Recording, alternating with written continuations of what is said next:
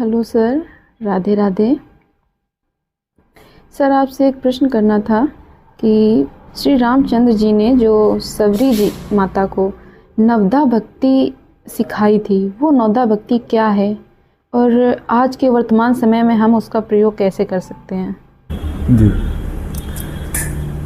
त्रेता युग के समय में भगवान श्री रामचंद्र जी माता सबरी को 9 प्रकार की भक्तियाँ बताते हैं और उन 9 प्रकार की भक्तियों में कहते हैं कि अगर इनमें से किसी के पास एक भी भक्ति है तो उसका जीवन जो होता है वो सफल हो जाता है, सार्थक जीवन माना जाता है उसका।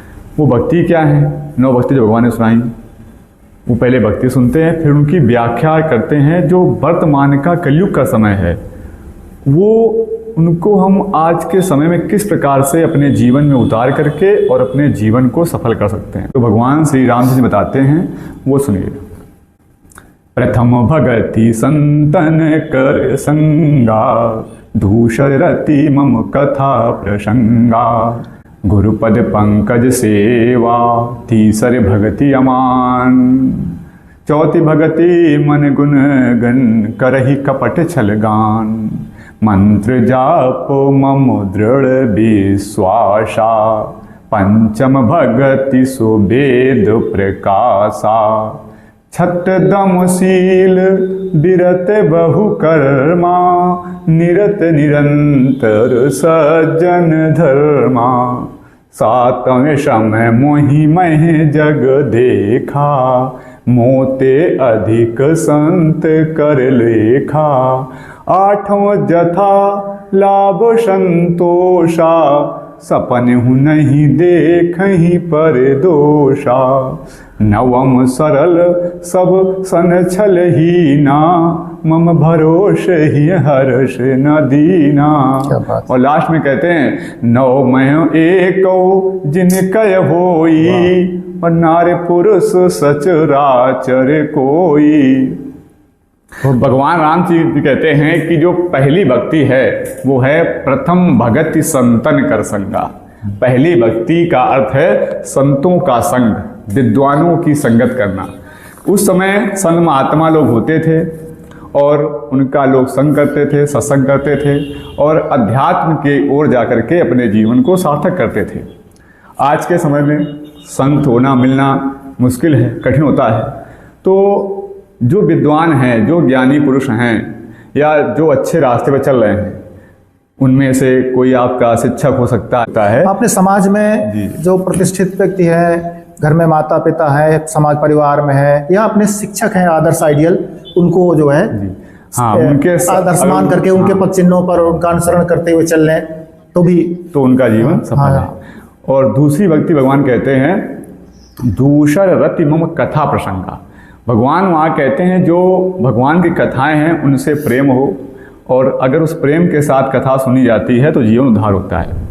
यहाँ हम लोग आज के समय में, कलयुग के समय में जो भी प्रसंग है हमारा, अच्छे ज्ञान का प्रसंग है या कोई पढ़ाई विद्यार्थी कर रहा है तो उसके कोई टॉपिक का प्रसंग है, अगर उसमें मन लगाता है, प्रेम से उसको सुनता है और अपने जीवन में उतारता है उसको, तो उसका जीवन सफल है, उसकी पढ़ाई सफल मानी जाती है। काम कर रहा जिस फील्ड में भी हो, जिस फील्ड में मतलब अपना मन जो है मन से काम करेगा, मन से, संयम से, तो उसको सफलता मिलेगी। तो जो तीसरी भक्ति भगवान कहते हैं, गुरुपद पंकज सेवा, अपने गुरु के चरणों की सेवा करना। उस समय तो गुरु का एक अलग ही महत्व था, लेकिन आज भी जो विद्यार्थी लोग हैं, उनके शिक्षक हैं, अगर उनका सम्मान करें तो उनका जीवन सार्थक है। जैसे गुरु के लिए तो महिमा में इतना तक कहा गया है कि गुरुर् ब्रह्मा गुरुर्विष्णु गुरुर्देवो महेश्वर, गुरु साक्षात पर ब्रह्म, तस्मै श्री गुरुवे नमः।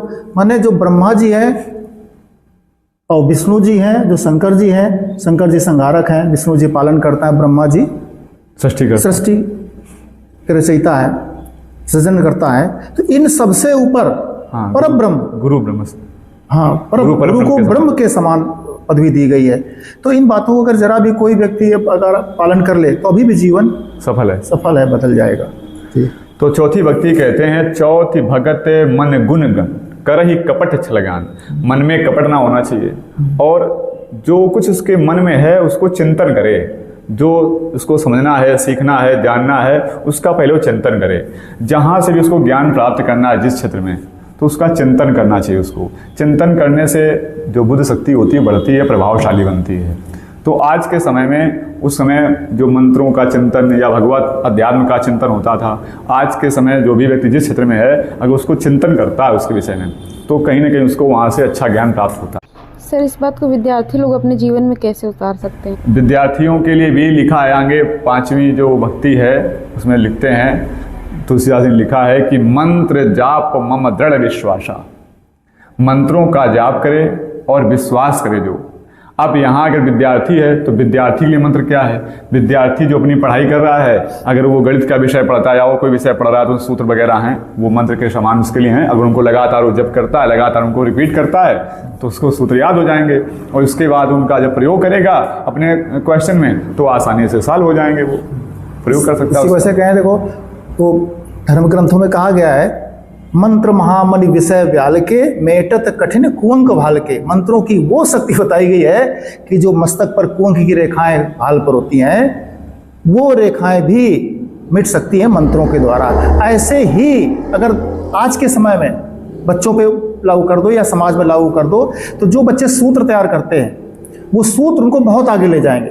वो सारे उनके कष्ट सारे मतलब बहुत आगे बढ़ा देंगे बच्चों को, या समाज में कोई भी जो भी कोई नियम का पालन करे। मंत्र का मतलब क्या है? नियम।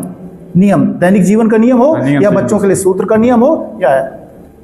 और 6वीं भक्ति जो भगवान कहते हैं, छठ दम शील व्रत बहुकर्मा और निरत निरंतर सज्जन धर्मा। जो उसका कर्म है वो धर्म के अनुसार वो अपना कर्म करता रहे और एक सज्जनता का व्यवहार करे। मतलब जो अगर मानव है तो उसमें मानवता होनी चाहिए।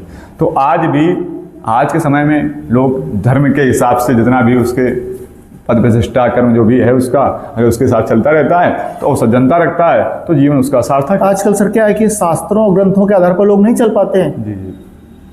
तो वो कोशिश करें जितना हो जाए, जो भक्ति कही गई है आज के समय में कुछ अंश से ले लें। जी। हम कहते हैं ना उतना विस्तार में जा करके कुछ सूत्र नियम बना ले अपने लिए। और 7वीं भक्ति बहुत अच्छी है। भगवान कहते हैं, सात श्रम मोहि मह जग देखा। मेरे समान, अगर भगवान मानते हैं लोग मुझे, तो मेरे समान पूरे संसार को देखें और सब में समानता का व्यवहार करें।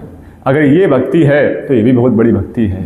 सब मेरे समान देखना, सबको सब पे समान व्यवहार करना, चाहे वो जीव जंतु हो या पशु पक्षी हो या किसी भी योनि का प्राणी हो, उस पर समानता का व्यवहार उसे करना चाहिए। इसके लिए भी तुलसीदास जी ने रामचरितमानस में बड़ा अच्छा कहा, लिखा है, लेखनी उनकी है, सिया राम में सब जग जानी, करहूं प्रणाम जोर जु।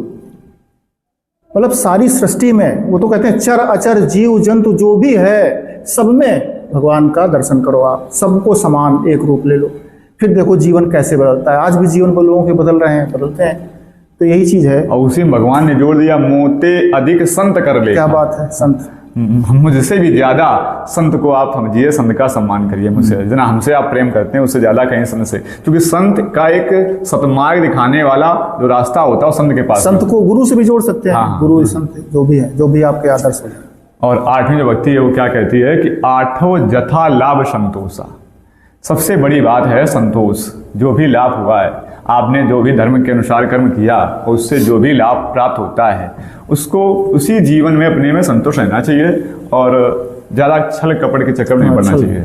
आठों जथा लाभ संतोषा और सपने नहीं देखें परदोषा। ये बहुत विशेष बात है। सब जो कि सबसे हो ही नहीं पाती है, ये बहुत बड़ी बात कि सपने नहीं देखें परदोषा। दूसरे के जो दोष हैं वो तो देखने नहीं है। उसका कारण यहाँ है, हम लोग साइंस के माध्यम समझ सकते हैं कि जो परमाणु होते हैं, संसार जो पदार्थ बने हुए हैं, उनके जो नाभिक होता है, नाभिक के अंदर प्रोटॉन न्यूट्रॉन होते हैं। प्रोटॉन पर पॉजिटिव चार्ज होता है, वो नाभिक के अंदर है, और उसके बाहर इलेक्ट्रॉन होते हैं, उन पर निगेटिव चार्ज होता है। तो जब भी एक पदार्थ से दूसरे पदार्थ में कोई चार्ज आता है, वो इलेक्ट्रॉन जाता है निगेटिव। तो हम जब किसी में दोष देखते हैं तो वो निगेटिव है, वो निगेटिविटी बहुत जल्दी एब्जॉर्ब होती है। पॉजिटिविटी आने में बहुत समय लगता है, लेकिन निगेटिविटी बहुत जल्दी आती है। तो अगर किसी हम दोष देखते हैं तो वो दोष हमारे ऊपर भी हावी हो जाते हैं। इसलिए सर जी बड़ी अच्छी बात कर रहे हैं, केमिस्ट्री की बात सर कर रहे हैं साइंस की, कि वो प्रोटॉन न्यूट्रॉन इलेक्ट्रॉन बाहर चक्कर लगाते हैं, निगेटिव पार्ट होता है तो वो जल्दी निकल जाते हैं। तो आई समाज में आजकल है ही साहब, जिसको देखो सर जी क्या है कि वो ऐसे रिवॉल्वर लिए मानो लगता है ताता गाने घूम रहा है कि बस मिल जाए तो फायर कर देगा।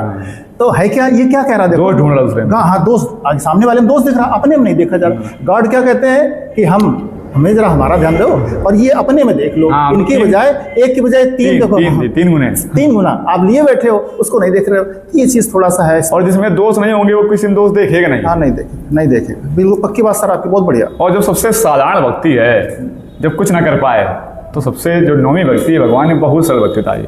नवम सरल सब सन छलहीना, बड़ा जीवन सरल हो जाए और किसी के साथ छल कपट ना हो। और मम भरोसे ही हरस न देना, मुझ पर भरोसा रखे और अपना जीवन को एकदम साधारण कर ले।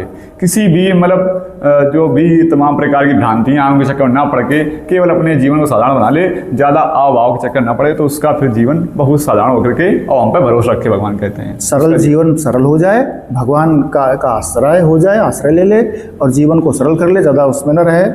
लास्ट में भगवान ने कह दिया कि नवमो एको जिनके होई। क्या बात। इन 9 भक्तियों में से एक भी भक्ति अगर किसी के पास है, वो चाहे जो नारी पुरुष सचराचर कोई, चाहे वो स्त्री हो या पुरुष हो या इस सचराचर जीव जगत में कोई भी हो, अगर उसमें से एक भी भक्ति है तो उसका जीवन सार्थक है और वो अपना जो है जीवन निकाल ले जाएगा। बहुत बढ़िया। मतलब 9 भक्तियों में एक भी भक्ति कोई अगर उसका पालन कर ले तो वो जीवन उद्धार उसका हो जाए और दैनिक जीवन में आजकल की भाषा में कहा जाए तो सफल हो जाए। ये चीज ठीक।